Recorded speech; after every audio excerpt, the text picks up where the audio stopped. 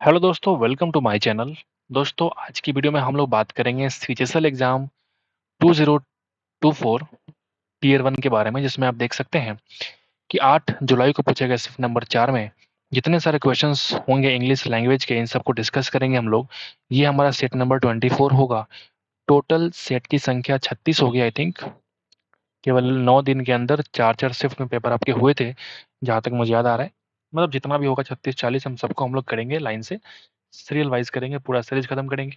ठीक है, आइए शुरुआत कर सकते हैं। देखते हैं पहला सवाल क्या है। ठीक है, the sun rises in the east. पढ़ते पढ़ते आपको दिख गया होगा, ये तो बचपन से आप पढ़ते हुए आ रहे हैं, ये एक हैबिचुअल एक्शन है।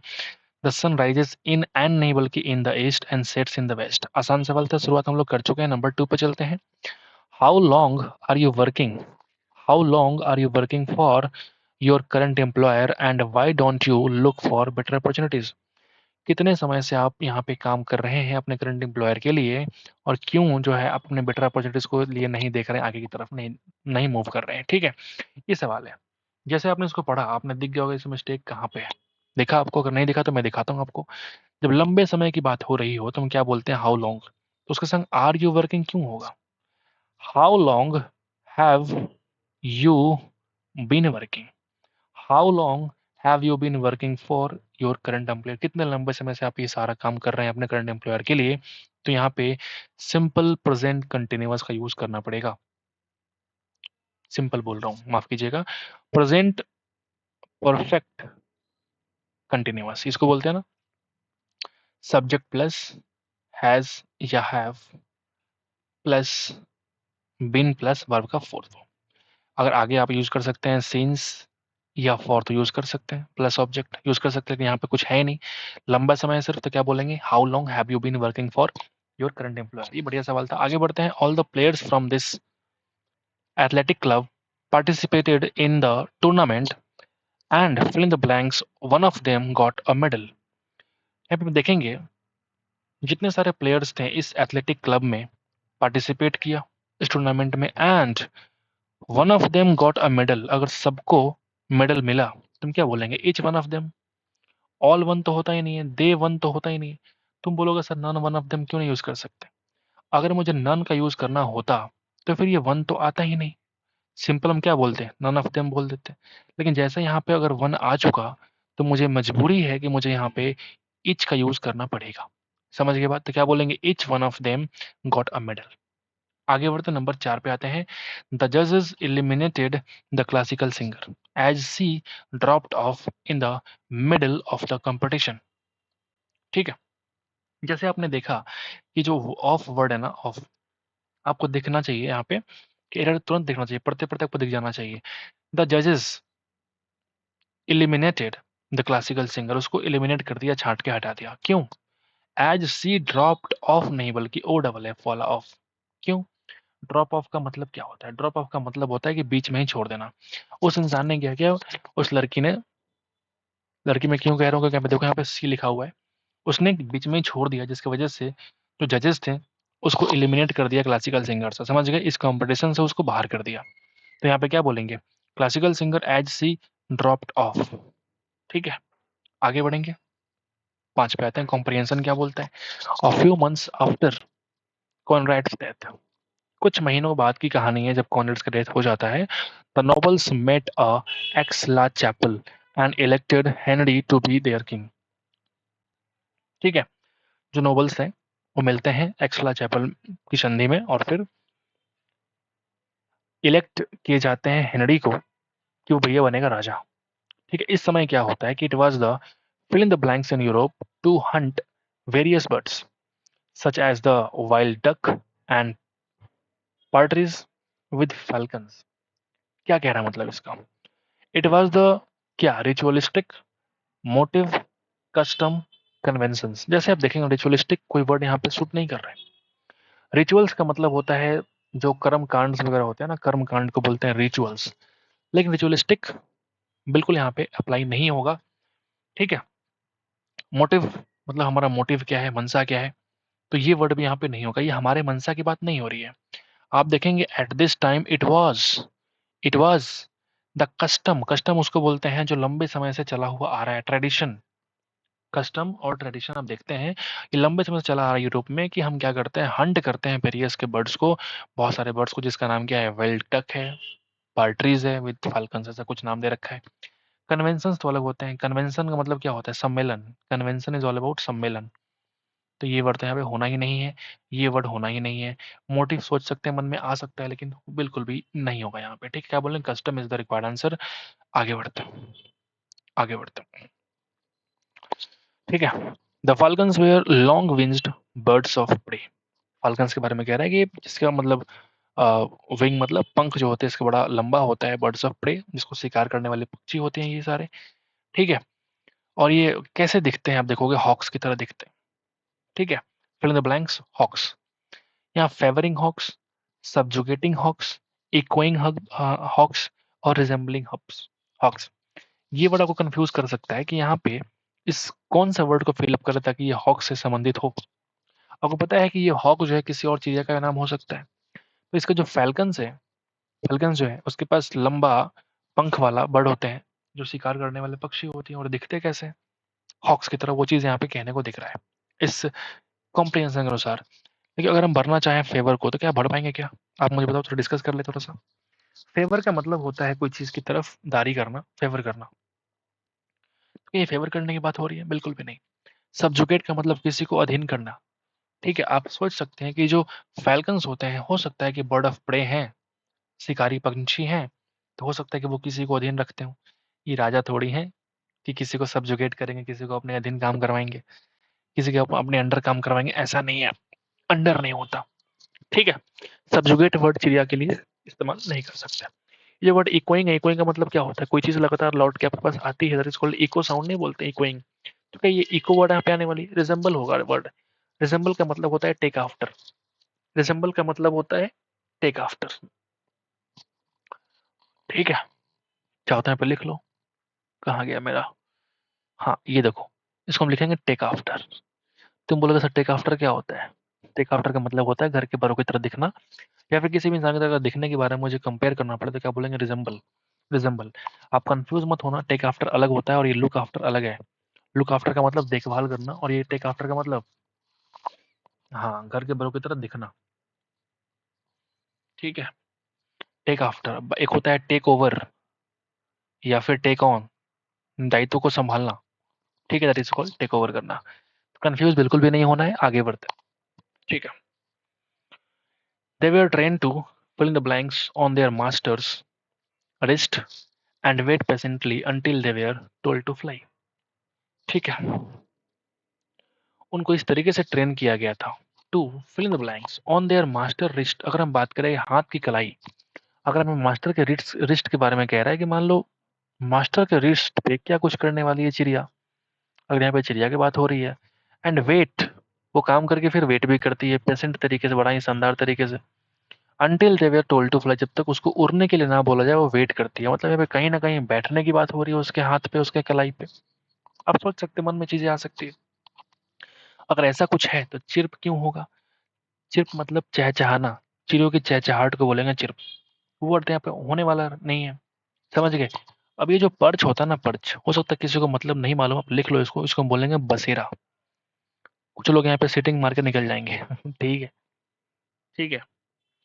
अगर सिटिंग मारेंगे भी तो नहीं मार पाएंगे, अगर कोई दिमाग लगाएंगे थोड़ा सा तो। क्यों, क्योंकि अगर यहाँ पे टू दे रखा है, ट्रेंड टू, टू अगर है तो टू प्लस हमेशा क्या आता है, वर्ब का फर्स्ट आता है, पता है आपको। तो सिटिंग तो ऐसे ही नहीं हो पाएगा, और लर्ज का मतलब होता है संकट में होना। तो अगर तुम ऑप्शन को एलिमिनेट करना भी सीख जाओगे तो ऑटोमेटिक तुम मार दोगे कि यहाँ पे आंसर क्या होगा, पर्च होगा। तो ये सीखना बहुत जरूरी है, ऑप्शन को एलिमिनेट करना। ठीक है, तो पर्च को बोलते हैं बसेरा, मतलब चिड़ियों का जो बैठने का जो अड्डा होता है उसी को बोलते हैं पर्च। तो वो कह रहा है कि वो इस तरीके से उनको ट्रेन किया गया है ताकि वो पर्च कर पाए, मतलब आराम से जाकर के बैठ पाए, किस कहाँ पे, उनके मास्टर के कलाई पे, और वेट करे जब तक वो उनको उड़ने के लिए ना बोले। ठीक है भाई, आगे बढ़ते हैं।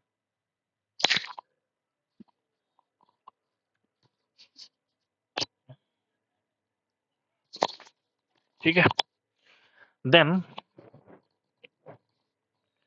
हाँ ठीक है देन दे वुड स्विफ्टली मतलब तेजी से fill in the blanks at their prey. उसके बाद क्या करते हैं वो तुरंत अपने शिकार की तरफ मूव ऑन करते हैं and bear it to the ground. ठीक है, तो यहाँ पे जो वर्ड है डार्ट है, फ्लाइट है, लिफ्ट है और फिर डैश्ड है। तुरंत जैसे वो उड़ते हैं उसके बाद क्या करते हैं वो सवाल यही है। ठीक है, तो डार्ट का मतलब होता है बड़ा ही तीव्र गति से। ठीक है, दे वुड स्विफ्टली मतलब अटैक करते हैं अपने प्रे पे, अपने शिकार पे झपटते हैं, दैट इज कॉल्ड डार्ट। ये फ्लाइट अलग वर्ड है, फ्लाइट यहाँ पे नाउन है, फ्लाइट यहाँ पे नाउन है। तो क्या उड़ के बाद हम नाउन लगाएंगे, ये वर्ड तो होने से रहा। लिफ्ट वर्ब का third form, lip lift lift. Lip का मतलब क्या होता है बताओ? लिप का मतलब होता है उछलना, उछलना।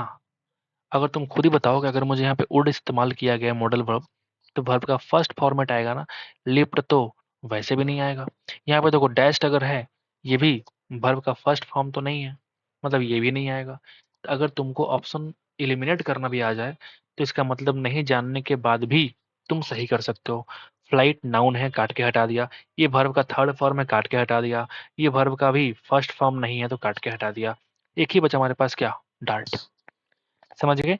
तो कॉम्प्रिहेंशन में इलिमिनेशन भी काम आते हैं क्योंकि आसपास के वर्ड को देख करके, प्रीपोजिशन को देख करके, उसके वर्ब को देख करके, हेल्पिंग वर्ब को देख करके आप आगे का पता लगा सकते हैं कि यहाँ पे क्या हो सकता है, क्या क्या हो सकता है। समझ गए? नंबर 9 पे आते हैं, देखते हैं।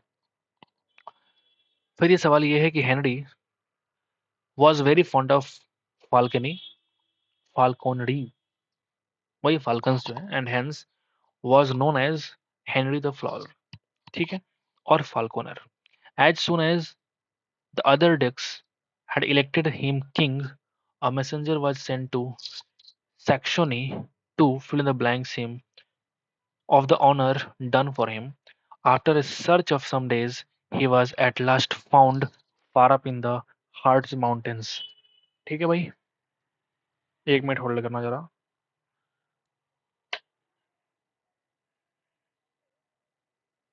ठीक है, जरा चार्ज लगा देता हूँ। लाइट कट गई, कोई बात नहीं, चलो देखो यहाँ पे। After a search of some days, he was at last found far up in the Harz Mountains, hunting with his falcons. अब यहाँ पे जैसे हमने देखा कि यहाँ पे टू वर्ड है, तो टू के बाद क्या आता है? अब मुझे बताओ, वर्ब का फर्स्ट फॉर्म आता है। जैसे हमने देखा to plus communicate, to communicate हो सकता है, to inform, to convey, to nullify. बिल्कुल ठीक है, यहाँ पे सारे ऑप्शन वर्ब का फर्स्ट फॉर्मेट में है, कोई दिक्कत नहीं है। ठीक है, इस तरीके से हमने देखा, कोशिश की कुछ एलिमिनेट हो जाए लेकिन हुआ नहीं यहाँ पे। ठीक है, आगे बढ़ते हैं, जरा पढ़ते हैं इसको अच्छे से फिर से। As soon as the other dukes had elected him king, जैसे ही जो ड्यूक्स थे अदर वाले उनको इलेक्ट किया एज राजा की तरह, एक मैसेंजर भेजा गया सेक्शोनी के पास, टू ये बताने के लिए, ठीक है, of the honour done for him. मतलब सेक्शोनी हो सकता है वो कोई और चिड़िया के बारे में कह रहा है, उसके पास ही इन्फॉर्मेशन पहुंचा दी गई। वॉज सेंट, अब मैसेंजर क्या करेगा? इन्फॉर्मेशन देगा ना। मैसेंजर क्या करेगा? कम्युनिकेट तो नहीं करेगा। कम्युनिकेट करना मतलब किसी से बातचीत करना, कम्युनिकेट करना वो अलग होता है। कोई कोई मैसेंजर जो है वो किसी को क्या करेगा? इन्फॉर्मेशन पहुंचाएगा। तो इन्फॉर्मेशन के लिए वर्ड क्या आता है? इन्फॉर्म। तो ये छोटी छोटी जो चीजें होती है ना, आपको वो यहाँ से निकालनी पड़ेगी और फिर समझना पड़ेगा। कन्वे का मतलब प्रदान करना या देना। नलिफाई का मतलब कोई चीज शून्य कर देना, खत्म कर देना। एंटोनिम क्या होगा बट हमारे पास? इंडस्ट्रियस का मतलब होता है बड़ा ही मेहनती इंसान, लेबोरियस। ठीक है, तो उसका उल्टा क्या हो जाएगा? लेजी इंसान। हैजी का मतलब होता है धुंधला होता है, ग्लूमी। ग्लूमी कह सकते हो इसको, a very important word, gloomy. Pricey, price से बन गया प्राइसी मुझे लगता है। और मतलब जिसका प्राइस ज़्यादा है, महंगा वगैरह को भी इस्तेमाल कर सकते हैं प्राइसी के रूप में। मुझे लगता है कि ये जो प्राइसी है वो एक्सपेंसिव के रूप में इस्तेमाल किए जा सकते हैं। और ये जो एफिशिएंट है मतलब कुशल होना, दैट इज कॉल्ड एफिशिएंट। ठीक है, एफिशिएंट मतलब कुशल होना। ये जो वर्ड है आई विल, प्रिपेयरिंग ऑफ क्या होता है? ठीक है, I can not go out tonight, मैं आज की रात बाहर नहीं जा सकता, because I will preparing of नहीं, मुझे प्रिपेयर करना है फॉर माई इंटरव्यू टुमारो। कल की बात यहाँ पे हो रही है, तो हम क्या करेंगे? आई हैड टू, ये पास्ट में क्यों जाएंगे? जब मुझे आने वाला कल की बात करनी है फ्यूचर में, तो हैड क्यों लगाएंगे? अगर मुझे विल हैव यूज करना पड़ेगा तो हम वर्ब का थर्ड फॉर्म ढूंढेंगे जो कि यहाँ पे है नहीं। अगर हैव बीन यूज करेंगे तो हम प्रिपेयरिंग बोलना पड़ेगा जो कि गलत है यहाँ पे। तो आई हैव टू प्रिपेयर, मुझे प्रिपेयर करना है कल के इंटरव्यू के लिए। हम जानबूझ के ऑप्शन को थोड़ा पढ़ते हैं अलग वाला ताकि कुछ समझा सके। एंटोनिम क्या होगा? वर्ड हमारे पास पीस का मतलब होता है बड़ा ही शांति है। टर्मोइल का मतलब हल्ला गुल्ला कोलाहल के रूप में। एस्ट्रेंज बोलते हैं विचित्र को। रिफ्यूजल मतलब डिनाइंग बोलते हैं। और हार्मोनी बड़ा ही पीसफुल चीजों को बोल सकते हैं हार्मनी। ठीक है, आगे बढ़ते हैं। होमोनी मतलब जिसका साउंड लगभग एक जैसा हो लेकिन जिसका मीनिंग हो वो डिफरेंट हो। देखो सबका मतलब आप बोलोगे तो लगेगा एक ही जैसा है, ईयर रे रे ये रे हिर, देख रहे हो? तो द प्रिंस इज द, ये जो राजकुमार है उसको बोलते हैं हियर, बोलते हैं। हियर का मतलब क्या होता है? किसी का वारिस होना। यहाँ पे हियर का यूज करेंगे। Fit and in excellent health. ठीक है। The player was the player was declared fit and in excellent health to play the final matches. आपको चूज करना है कौन सा यहाँ पे अप्रोप्रिएट ऑप्शन आएगा। राइट एज रेन का मतलब क्या होता है? मतलब अगर कंप्लीटली आप हेल्दी है ना, ठीक है, उसको बोलेंगे राइट एज रेन। मतलब फीलिंग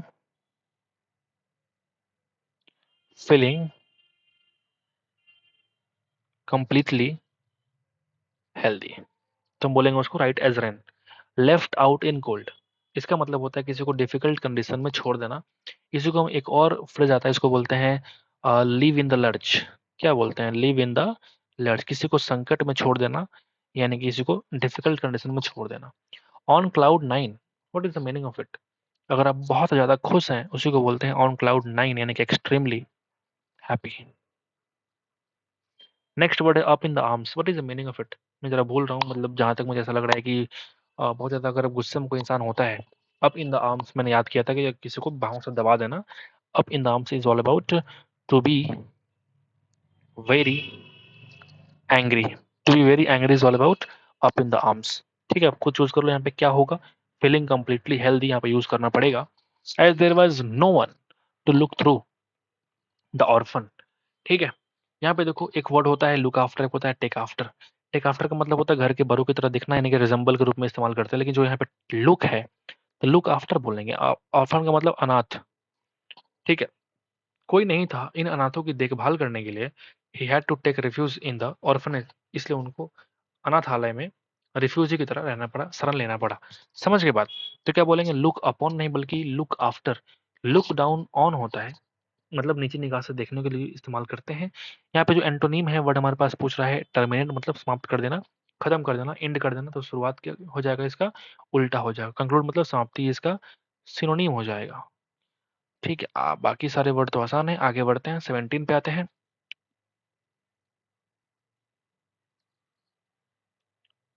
ठीक है, इनकरेक्टली स्पेल्ड वर्ड क्या होगा? They addressed the spelling gathering they addressed the special gathering perfectly. आपसे कह रहा है कि स्पेलिंग मिस्टेक कहाँ पे है, आपको बताना है। एड्रेस्ड जो यहाँ पे वर्ड लिखा हुआ है, A double D R A double S E D, addressed. Address का मतलब क्या होता है? नहीं बोलते कि आइए स्टेज पे जरा लोगों को एड्रेस कीजिए, मतलब उसको आप संबोधित कीजिए। मतलब क्या बोल सकते हैं? उसको संबोधित करना, संबोधित करना इज ऑल अबाउट एड्रेस। ठीक है, बाकी सारे वर्ड में कोई गड़बड़ी नहीं है। फिर से पूछ रहा है आपसे स्पेलिंग मिस्टेक कहाँ पे है, देखो जरा। कंसाइंसियस इज ऑल अबाउट सचेत हो जाना, दैट इज कॉल्ड कंसाइंसियस। कंसाइंसियस, ठीक है। और तो स्पेलिंग जो है, कौन सा स्पेलिंग मिस्टेक है? Incorrectly spelled word. ठीक है, तो मुझे लगता है कि ये सवाल ही गलत है। ठीक है, अगर चार ऑप्शन दिए हुए हैं, कोई एक को आपने चूज करा है, तो ये इनकरेक्टली नहीं बल्कि ये तो करेक्ट स्पेलिंग है। समझ गए? तो इस सवाल को सबके सबको जो है मार्क्स दिए गए होंगे। ये सवाल ही गलत है। ठीक है, ये करेक्ट स्पेलिंग है ना कि इनकरेक्ट है। कंसाइंसियस, समझ गए बात? लाउड नॉइज जो है अफेक्ट करते हैं और एबिलिटी टू कंसंट्रेट। अफेक्ट होगा ना कि इफेक्ट होगा। ये जो इफेक्ट होता है ना, ये तुम्हारा नाउन है ना कि वर्ब है। वर्ब के लिए मुझे ए यूज करना पड़ेगा, अफेक्ट ये वाला वर्ब है। ठीक है, ये होता है प्रभाव। आपने रीजनिंग में पढ़ा भी होगा कॉज एंड इफेक्ट। रीजनिंग में क्या पढ़ा आपने? Cause and effect. वहां पे ए नहीं होता बल्कि यहाँ पे प्रभाव के लिए हम ई का यूज करते हैं। वही ई यहाँ पे यूज किया गया है। कंफ्यूज नहीं होना है, affect is the required answer. आगे बढ़ते हैं, 20 पे आते हैं। 20 क्या बोलते हैं? This people are artisans, sorry this people are artists. ये सारे कलाकार हैं। ठीक है, तो उनके जो स्किल्स हैं वो क्या है, एक्स्ट्रा ऑर्डिनरी है। तो देयर, अरे ये वाला देयर के बारे में कह रहा है, ठीक है। मैन अलाउड, ये जो वर्ड है इसके लिए आपसे कह रहा है कि इसके लिए रिप्लेसमेंट क्या हो सकता है, आप मुझे बताओ। दे अलाउ, किसी को अलाउ करेंगे फॉर ओलंपिक आर्टिस्टिक स्विमिंग के लिए for the first time at the 2024 Paris games, the IOC confirmed on Thursday. उसने बोला कि भाई जो ओलंपिक आर्टिस्टिक स्विमिंग होगा, मेन को अलाउ किया गया, तो उसी को भेजेगा ना जो एलिजिबल है, ठीक है। मेन आर लाइकली, ऐसा लोग ओलंपिक में नहीं जाएंगे जो संभावित हैं। लाइकली क्यों जाएंगे, संभावित लोग नहीं जाएंगे। मेन विल अप्रूव, क्या मेन अप्रूव करेंगे, ऐसा नहीं। जो एलिजिबल होंगे ना उन्हीं को भेजना पड़ेगा ओलंपिक आर्टिसंस आर्टिस्टिक स्विमिंग में पहली बार के लिए एट द 2024 पेरिस गेम्स। इसने आईओसी ने कंफर्म करा है। इंडियन ओलंपिक कमेटी, आईओसी क्या होता है, इंडियन, इंडियन नहीं माफ कीजिएगा, इंटरनेशनल ओलंपिक कमेटी को बोलते हैं आईओसी, ठीक है। अगला जो है सवाल देखिए, Shyam has reserved fill in the blanks in train. तो ट्रेन के लिए जो बर्थ होता है वो BERTH होता है, और जन्म लेने के लिए क्या होता है, BIRTH होता है। बड़ा ही गंदा सवाल। वाइफ ने बच्चे को जन्म दिया तो क्या बोलेंगे उसको, BIRTH, और ट्रेन का जो बर्थ होता है वो BERTH होता है। He fill in the blanks to the manager about the terrible food in the hostel. Hostel में इतना गंदा भयानक फूड मिलता है कि उसने क्या किया, कंप्लेन कर दिया मैनेजर से। सेड ए कंप्लेंट, टेरिबली कंप्लेंट, इतने गंदे ऑप्शंस हैं। तुमको पता है कि कंप्लेंट को मेक की जाती है, ही मेड ए कंप्लेंट। ठीक, आगे बढ़ते हैं, 24/5 खत्म करते हैं इसको। अप्रोप्रिएट मीनिंग, अरे यार क्या हो गया, अप्रोप्रिएट मीनिंग क्या होगा इस एडियम का, to read between the lines. मतलब बोलते हैं ना कि लाइन को नहीं बल्कि उसके पीछे छुपे अर्थ को समझो, that is called read between the lines. जैसे मान लो एक लाइन ये पढ़ रहे हो, एक लाइन ये पढ़ रहे हो, गांव में कहावत भी है कि इसका मतलब मत निकालो, इसके पीछे का अंदर छुपे जो अर्थ है ना उसको समझो। Read between the lines, to grasp the hidden meaning is all about to read between the lines. समझ गए, आसान था, मुश्किल बिल्कुल भी नहीं था, ठीक है। मोस्ट अप्रोप्रिएट ऑप्शन क्या होगा इस ब्लैंक को भरने के लिए, the main purpose of the coaching was to identify the talented players. जितने सारे टैलेंटेड प्लेयर्स थे उन सबको आइडेंटिफाई करना है इस कोचिंग का। मेन पर्पस था कि मेन पर्पस था, ये मेन नहीं, मेन का मतलब बीच का रास्ता ही बोलते हैं, मेन का मतलब तुच्छ भी होता है, मेन का मतलब अ, अर्थ निकालना भी होता है। तो यहाँ पे मेन यूज नहीं करेंगे बल्कि यहाँ पे मेन का यूज करेंगे, द मेन पर्पस, इसका मुख्य कारण क्या था, ताकि हम आइडेंटिफाई कर पाए, ठीक है। तो उम्मीद करते हैं कि समझ में आ गया होगा आपको। तो एक बार लाइक कर दीजिएगा हमारे इस एफर्ट के लिए। इस तरीके से हमने ये वाला शिफ्ट भी खत्म कर चुके हैं। तो एक बार लाइक आपसे हम एक्सपेक्ट कर सकते हैं, बाकी कुछ नहीं एक्सपेक्ट करेंगे, ठीक है। अगर आप कुछ फीडबैक देना चाहते हैं कमेंट बॉक्स में कि हाँ सर ये बढ़िया था शिफ्ट, या फिर कुछ अच्छी बातें लिखना चाहते हैं लिख सकते हैं कमेंट बॉक्स में, या फिर कुछ और इम्प्रूवमेंट के लिए कुछ लिखना चाहते हैं आप वहाँ पे लिख सकते हैं कि हाँ सर कुछ और इम्प्रूव कर सकते हैं, या फिर कोई आप रिक्वेस्ट करना चाहते हैं कि हाँ सर ये CCL का हो गया आप CGL का करवा दीजिए, या फिर CPO वगैरह कौन सा आप पहले चाहते हैं आप मुझे बता दीजिएगा। मिलते हैं आपसे अगले वीडियो में दोस्तों। Thank you so much watching the video. Thank you so much once again.